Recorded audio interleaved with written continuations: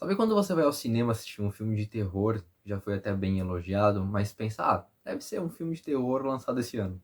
Não vai com muita até expectativa, mas tá de lá bem surpreso, porque o filme te fez pensar em algumas coisas que não é muito comum de se ver em outros filmes de terror, o que dá um belo destaque pra ele. E é isso que vamos falar no vídeo de hoje sobre Rockon, a Maldição da Bruxa.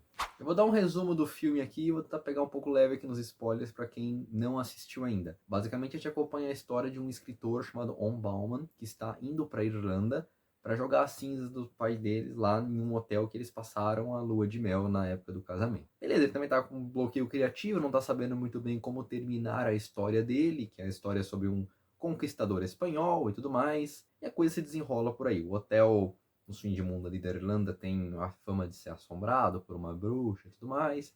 Quando você chega lá, já tem um pessoalzinho meio estranho, tem uns caçadores, tem um caçador, né, no caso, o pessoal que trabalha no hotel, uns que acreditam na lenda.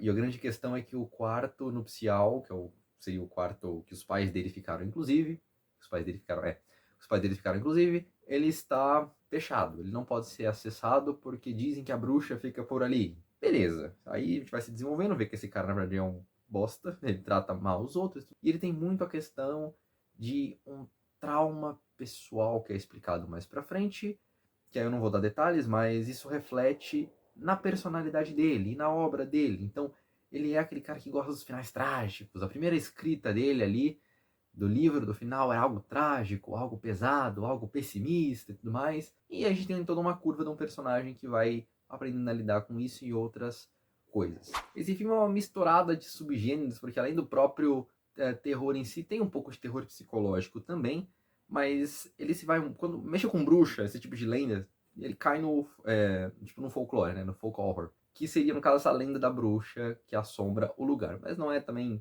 só isso, ele mistura com thriller, isso que foi muito curioso, porque no hotel, na festa de Halloween, acontece um assassinato. E aí a parte fica mais legal, porque tá tentando descobrir quem que matou essa pessoa. E aí alguns falam até que foi a bruxa pegou, ou foi o morador de rua que fica lá na floresta, né, no caso, que é meio doidinho das ideias, ele usa uns cogumelos, aí foi lá e matou a moça e tudo mais, e a coisa vai se desenrolando por aí. E que o pessoal já comentou, né, mas esse diretor ele tem alguma coisa envolvendo coelhos, então por algum motivo vai ter um monte de coelho nesse filme, entendeu? Seja com uma outra personagem, seja até a própria aparição de jumpscares, que eu achei um pouco. Alguns jumpscares nesse filme são meio sem sentido. Até aquela imagem do próprio filme que é aquele monstro coelho e tudo mais. Que sei lá, eles tentaram dar uma viralizada naquilo. Eu vi gente comentando, em festa de Halloween esse ano vai ter gente vestida de coelho e tudo mais. Eu não acho que esse coelho vai engajar tanto assim, não. Acho que vai ser bem esquecido esse bicho. Pelo que parece, a recepção desse filme não é que ela não foi boa, mas ela acabou sendo ofuscada por outros dois lançamentos que são da mesma época. Então, enquanto tô gravando esse vídeo, tem sessão do Rock'em pra assistir, mas também tem do Obsessão ainda, que tá todo mundo falando muito bem, e tem do Backrooms, que também estão falando muito bem. Eu ainda não assisti esses dois ainda. A gente vê que esse ficou um pouco mais ocultado por esses dois, então deu uma certa diminuída ali no alcance dele pela época que ele lançou, que teve dois lançamentos ali que chamaram mais atenção. Mas se for possível, vá assistir esse filme que vale a pena. Ele tem como fazer uns jumpscares meio.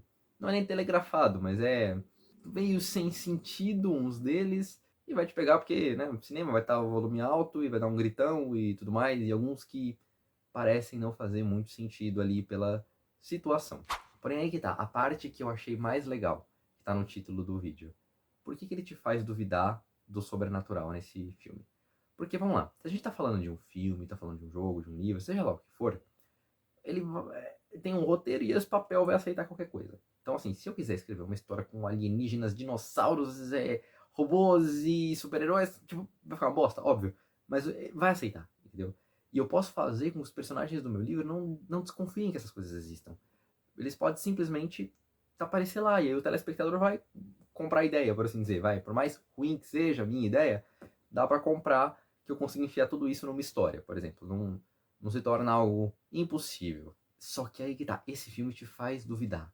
Por quê? Em vários momentos, ele te dá algumas pistas, ele te dá algumas sugestões de que talvez a bruxa não exista. E fazer o telespectador duvidar do sobrenatural em um filme que aceitaria sobrenatural é muito legal. É muito, muito legal. Porque você fica o tempo todo pensando, meu, isso aqui pode ser a bruxa, não, isso aqui não pode. Não, mas peraí, tem aquele caso ali, isso aqui. Você fica nesse certo ceticismo de que a bruxa seja real, que na verdade aquilo ali não passou de um crime comum ali, comum.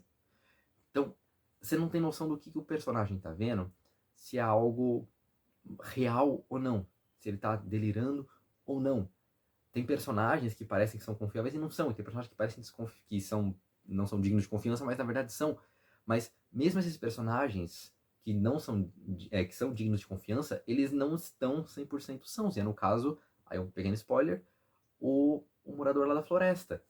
Porque ele é muito sincero no que ele diz, só que ele tá sempre sobre a influência dos cogumelos que ele toma. Então você vê que não é uma fonte lá muito confiável.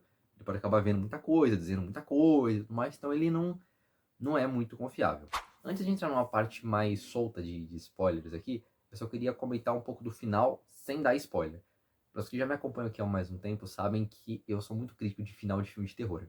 Porque eu detesto quando o diretor, o roteirista, ele constrói toda a história dele bonitinha, e ao invés de encerrar de uma maneira legal, mesmo que seja uma maneira um pouco mais óbvia, um pouco mais previsível, mas encerrar legal, ele prefere destruir tudo aquilo que ele fez e fazer uma coisa, ai, tem que ser surpreendente, tem que ser chocante, tem que ser não sei o que, tem que ser o trágico pelo trágico. E eu odeio o trágico pelo trágico. Demais. E é muito legal porque esse final não é assim. E isso é um reflexo do próprio personagem. Porque o protagonista, ele é esse cara que escreve final trágico pelo trágico. Então o final desse filme não podia ser o trágico pelo trágico. Vou comentar só isso. Agora eu vou entrar numa parte com spoilers, então quem quiser sair do vídeo e não assistiu ainda o filme, sem problemas, vai lá, depois volta aqui e me conta o que achou. E vamos lá, vamos falar agora sem filtro. Vamos falar um monte de spoiler. Quando tem aquele final que ele tava quase morrendo queimado por causa do incêndio no hotel, eu fiquei muito feliz que ele não morreu. Porque eu falei, meu, não vai ser o trágico pelo trágico. E é isso, não faria sentido com o personagem, porque ele precisava mudar quem ele era. Ele precisava superar aquele trauma de ele ter sido responsável pela morte da mãe dele. Então não faria sentido ele ter um final trágico. Ele precisaria de um final esperançoso, um final de superação.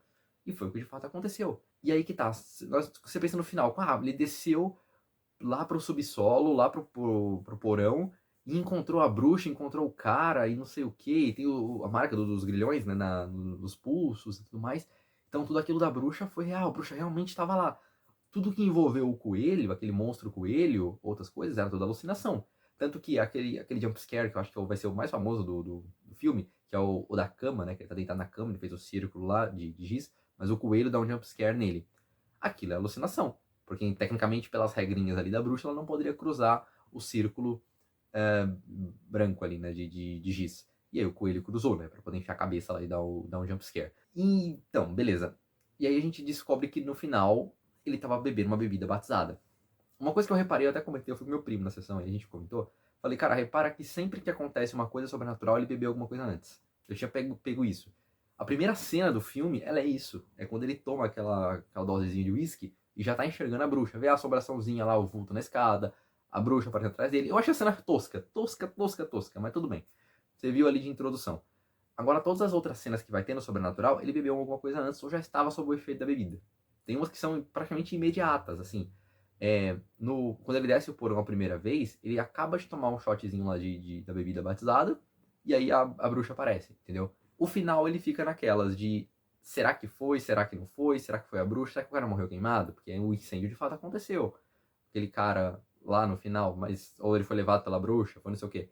Esse é o que deu mais espaço para debater se foi algo sobrenatural ou não. Só que o filme ele consegue fazer isso, ele fala, cara, se a explicação de tudo isso for simplesmente humana e não for nada sobrenatural, for algo simplesmente um crime, cara, é genial. Porque o filme consegue te enganar de uma maneira boa. Porque tem lá o outro escritor armador lá que trabalha no hotel. Ele acreditava na bruxa, ele falou que já viu coisa e tudo mais.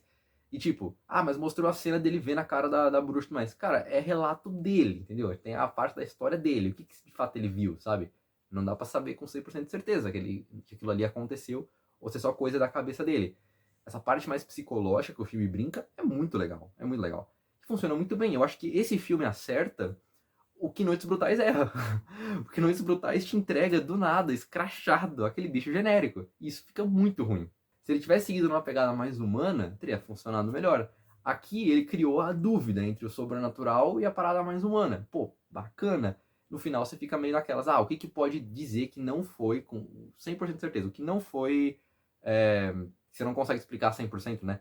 Que foi algo humano, os grilhões, né? No caso, a marca ali das algemas que ele tava, que tecnicamente foi pego pela bruxa. Se tiver continuação, talvez expliquem. Pode ser, não sei. Ou aquilo fica em aberto, tá ligado? É o peão da origem, sabe? Umas coisas meio assim.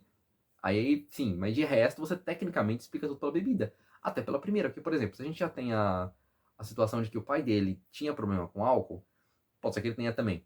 E aí isso já deixa ele meio doidinho das ideias quando acontece a primeira cena, quando ele tá bebendo, inclusive. Lembra? Ele tá bebendo uísque e está vendo assombrações, né? Na casa dele. Pode ser que seja muito fraco a bebida e dá um ruim, alguma coisa assim. Então, era essa reflexão que eu queria fazer. Quando obras conseguem te fazer duvidar de que aquilo seja possível em uma obra que poderia ser possível. Isso é muito legal, muito legal. Enfim, vocês já assistiram Rock? O que vocês acharam? Contem pra mim aí nos comentários. Eu vou ficando por aqui, não esqueça de deixar o like, comentar, se inscrever no canal. Fiquem com Deus e ao Wiedersehen.